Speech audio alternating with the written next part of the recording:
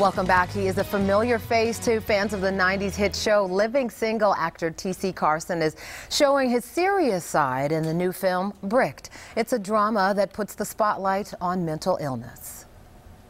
Given my assessment of you and your history, I'm diagnosing you with bipolar disorder. So you're saying that because I lose my temper and I have random passionate moments that I'm crazy? And T.C. Carson joins us now, along with the producer of Bricked, Alicia Kauser. Good morning to both of you. So good to have you on, especially talking about such an important issue, a film looking at such an important issue. But of course, you know it's a given. We have got to start. You've been really busy since Living Single. We've seen you on Greenleaf.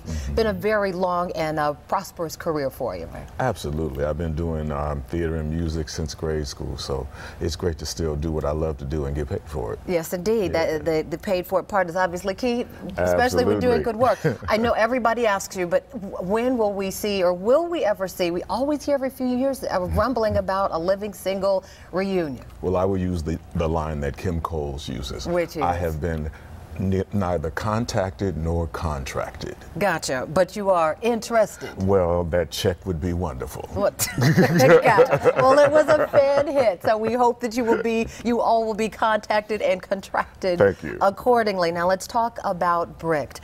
I know you guys shot this in Atlanta as well. Let's talk about the purpose of this movie, because mental health, mental illness, such a delicate issue. People try to put a spotlight on it. What was your goal? What's your mission? Ultimately, it's two. Mental illness is like a topic that we scoot it under the rug, or we put a negative stigma on it. When people walk away from seeing Brick, we definitely want those who are dealing with a mental illness to understand it's okay. You're not alone. At some point, we're all dealing with something. Right. It's just making the decision to actually deal with it. And also for those who don't know, or don't know how to necessarily deal with those who are struggling with a mental illness, to understand the compassion.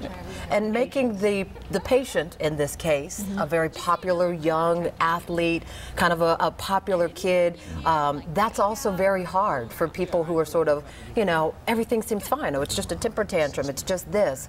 What were you hoping to accomplish by making a key figure, like an athlete, a popular kid, the person who is the patient in this case? When we see ourselves and we can relate to a character, we can easily receive from them. Absolutely. So seeing someone who is, you know, an athlete, someone who is relatable, hopefully that voice lingers a little bit longer, has a little bit more weight when we see them. And for you, TC, you're hoping, your goal here? Well, there's a line that the doctor says. He said, everybody has a little bit of crazy. Yes. And I think sometimes people misinterpret what that is. We're told that you go to church when you don't feel good. You go and talk to God. And I think you should talk to God, and then you go and talk to the therapist about what you talk to God about. Because this is a person that can actually help you navigate through some things.